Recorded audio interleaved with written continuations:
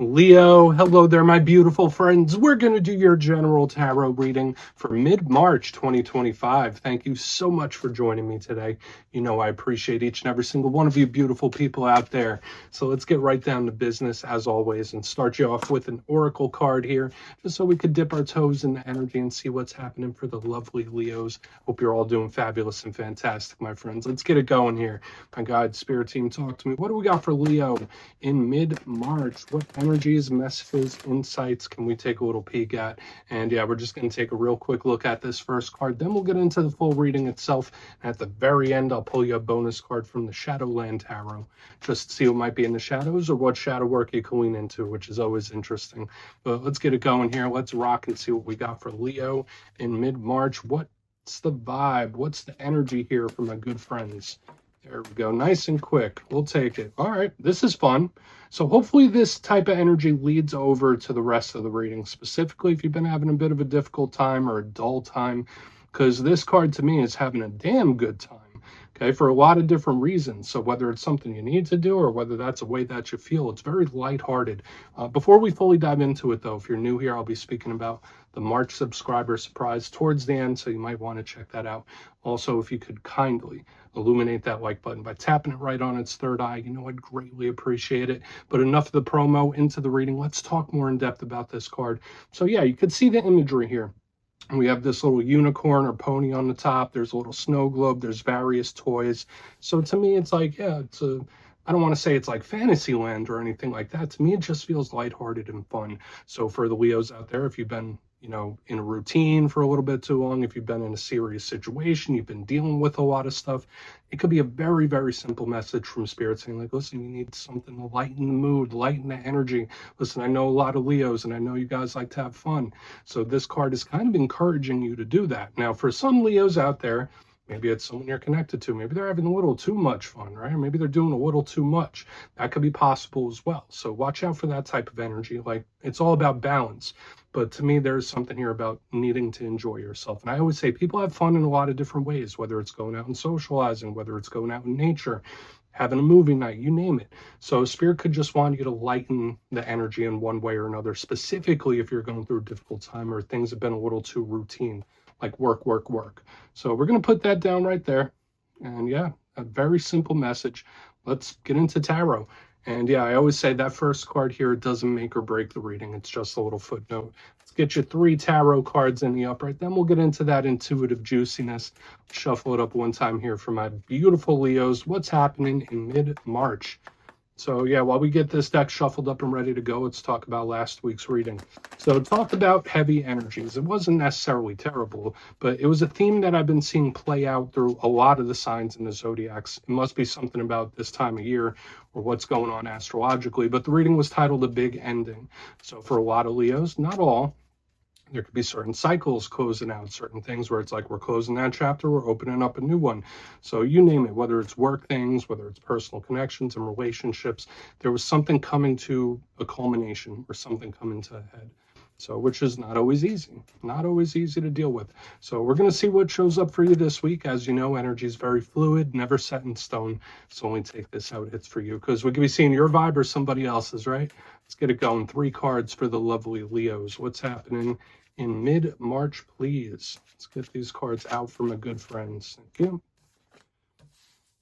Okay, karmic energy with the 7 of Pentacles. It seems to be waiting, and energy feels a little dull. Is there something that's like starting to bore you?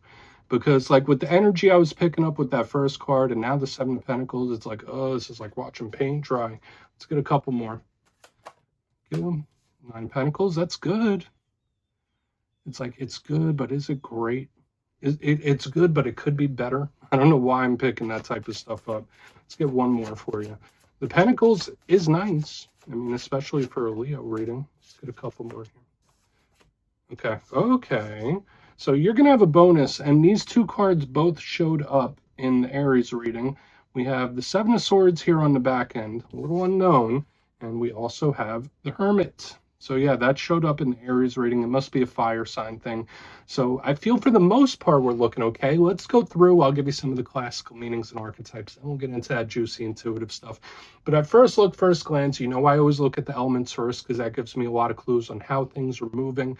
Your spread this week is just filled with earth energy, right? We have the Seven of Pentacles, the Nine of Pentacles, the Hermit, that's Virgo energy. So there's a ton of earth here. Now, that could be a big focus on work, could be a big focus on business, material aspects like living situations, family.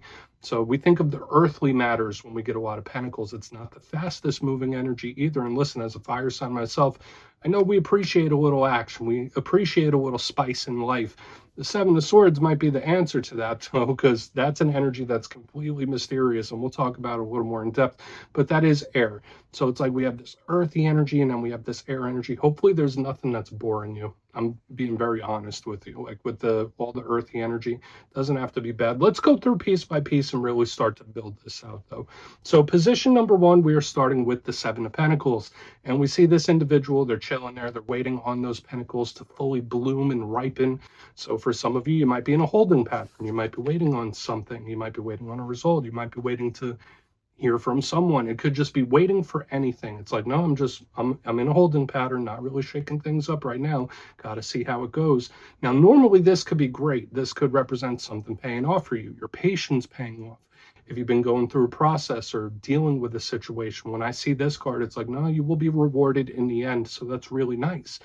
But as with all cards, there are challenges that are included with this.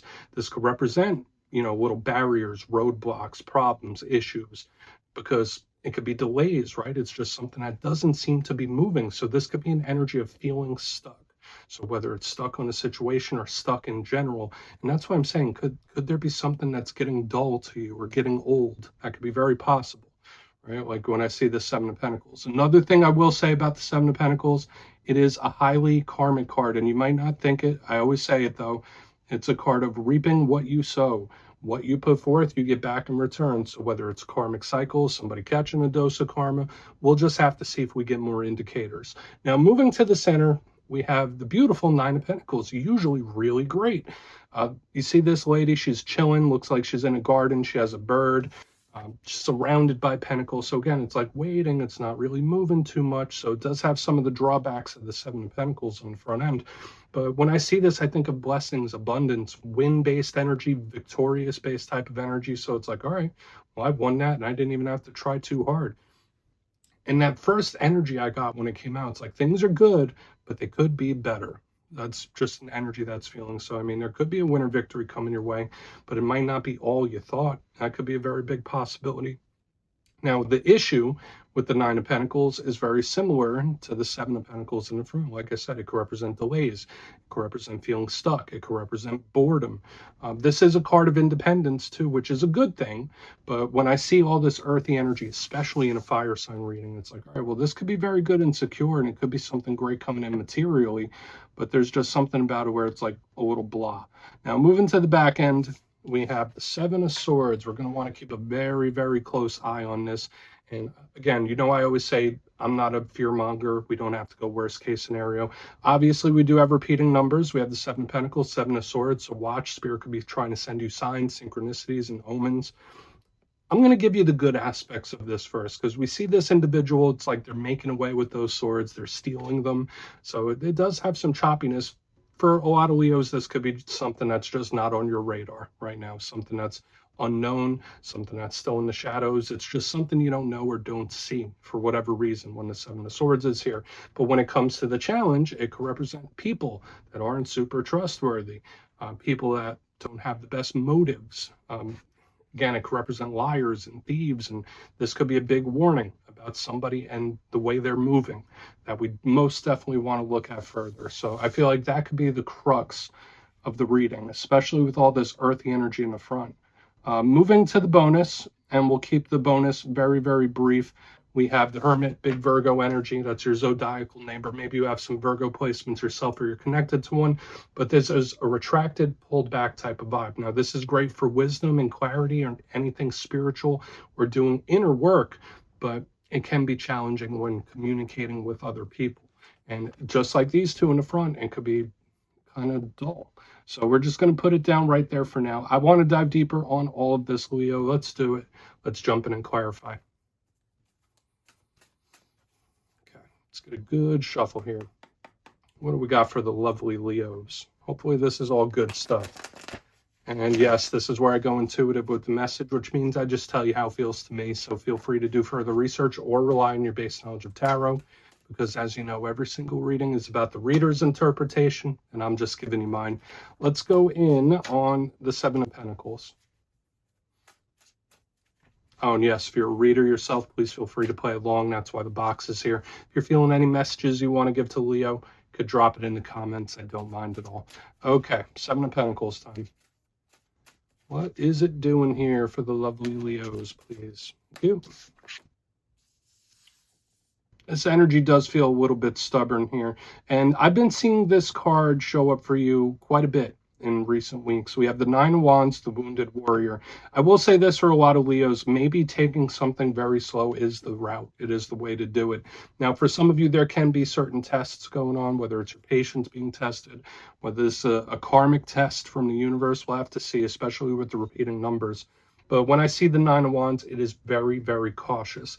And I don't know why this is coming through, but it's better to play the cautious role, better safe than sorry type of mindset. Now, again, that's not giving advice. That could just be a mode that somebody's in. This represents someone that's been through quite a few things, and they're like, I'm a little cautious to do something. So if you've been having issues with someone where it seems like they're not making a move or they're not switching stuff up, when I see this type of energy, it's like better safe than sorry. It's like I'm taking my time. That's an energy here. And that, I feel like that's the optimal way. So whether it is work things, whether it is personal relationships, the cautious route is the optimal route. That's just how it feels to me. Do I feel like this is rejecting something? No. Do I feel like it has to be a huge blockage? It's like, well, I'm not going to force it. That's an energy I'm picking up here. It's like I'm not going to force it, and I don't think you should have to. Let's keep moving. So we could take that as an advice, like a cautious approach and not forcing something to be something that it's not. Let's keep moving over to the Nine of Pentacles. And now to mention again, we have the nines, double sevens. So it's like you got these repeating numbers all over the place this week. So there could be the karmic archetypes or spirit trying to send you signs and signals. But let's see why the 9 is here. Why is that 9 of Pentacles in the mix? Thank you. Again, all right. So there could most definitely be eyes on you, and that doesn't surprise me in a Leo reading, because I say whenever this guy shows up, Leos just naturally, you're the type of sign you get attention, right? Whether you want it or whether you don't, whether it's good or whether it's not so good. Leo, that's one of your gifts, and it's one of your struggles in life. It's like the eyes are on. We have the Page of Swords clarifying this 9 of Pentacles. Now, for a small portion of you, this could just represent a very similar energy here to the front, where it's like, I'm just going to hold my ground. I'm not going to make any big shakeups. I'm going to be very cautious. So whether this is two people in the same mode and mindset, so it could be you and someone like really mirroring each other. That could be the case if you're watching this for relationships, but it's like a more evolved version of what we have here in the front. But yeah, when I see the Page of Swords, it is the Watcher. And sometimes it could say, I mean, if we were to pull the most optimal message, we could say, hey, Spirit wants you to focus on the silver lining, focus on the good things, keep your eyes on the prize in a positive way. But the big thing I'm picking up when I see the 9 of Pentacles and the Page of Swords, it's like someone's got their eyes on you. Someone could be watching your moves. You might be under the magnifying glass. It could be a very particular person, even if you're not making waves. That's the thing, because this energy here in the front, it's being cautious. It's not really doing much. It's just doing its own thing. When I see the 9 of Pentacles, it's very similar with this Page of Swords. It's like you're just doing your own thing, and it's like something is locked on. So again, just know whether it's something you're keeping an eye on or someone keeping an eye on you, it's just there. Okay? And that's a common thing in a Leo reading, but there could be someone watching your moves. Let's keep moving. We'll see what's up with the 7 of Swords. So it's either mirroring or someone watching your moves. Let's see why the 7 of Swords is here. Then we'll do a quick recap before we get into the shadow. So I feel like the energy is okay.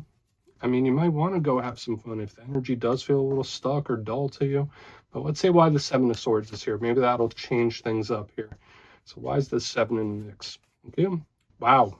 All right. The 1111 card. So there is number coding all throughout your reading from front to back, top to bottom.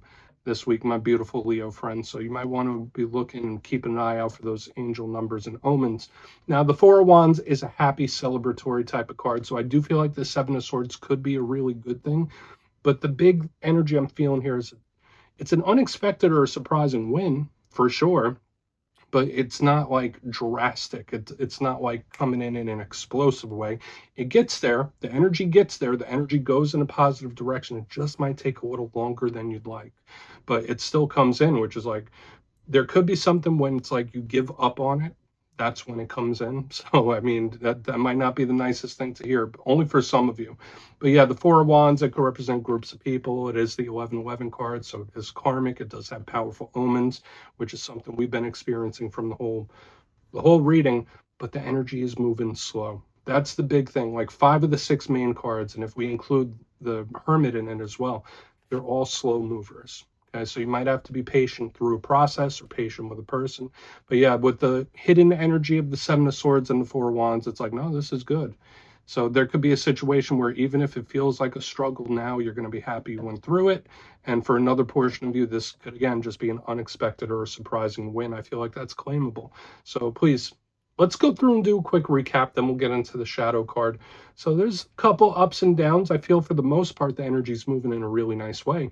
But if you kindly look in the box, position number 1, we have the 7 of Pentacles and the 9 of Wands. So I did say whatever situations you're dealing with, a slow, steady, cautious approach is best. We see that twice within the reading itself. So it's like, all right, well, you don't got to reinvent the wheel. You don't have to push something. Do not force things, whether it's people or whether it's situations. Like, be authentic.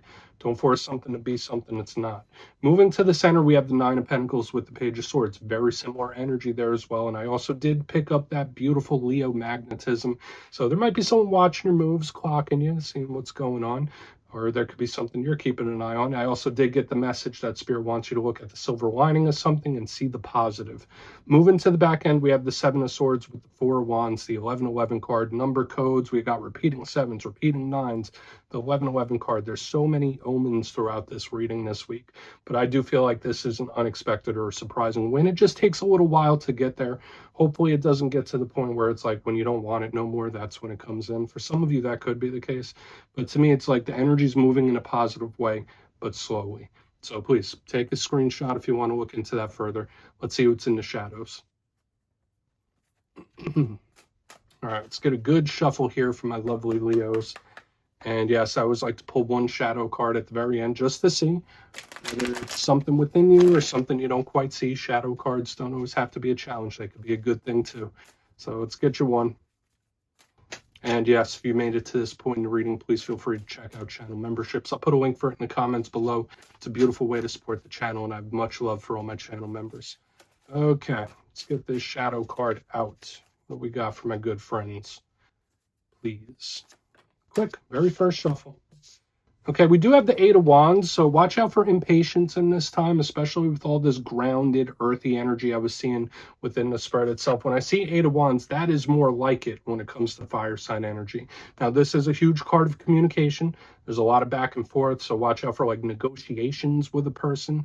I don't know why that came up, but for some of you, it's like, no, we're going back and forth. We're going back and forth in regards to something. But the 8 of Wands, to me, it's fired up. It's filled with action. It's like, go, go, go, go, go. So when I see this in the shadows of such a grounded type of spread, it's like Spirit saying, like, don't try your best not to be too impatient or too fiery here. Patience and caution is the name of the game this week at the very least. So the 8 of Wands could be good, especially in the shadows. It could be a conversation you're not expecting to have. That could be very possible for a good chunk of you. But it could also be temperamental. That's one thing to watch out for. So watch the temper. But yeah, Leo, that's what I have for you this week, my beautiful friends. Don't click away just yet, though. I'm going to give you the details of the March subscriber surprise. If you would like to book a personal reading with me and get a little glimpse into whatever situations you're dealing with, you can check out my digital calendar on my website, mastermetaphysics.com. The March schedule is up and live. But for the March subscriber surprise, giving away 3 copies of one of my most favorite decks, the Everyday Witches Tarot. So if you'd like to get your name in for this, it's 2 simple things, as always, my friends. First, you must be subscribed. And second, let me know down in the comments Where in this beautiful big world are you from? I'll go first. I'm from New Jersey, and you could just put it down in the comments and you'll be entered to win. And at the end of the month, the winners will be announced in my community tab. As always, my friends, much love, and I'll talk to you soon.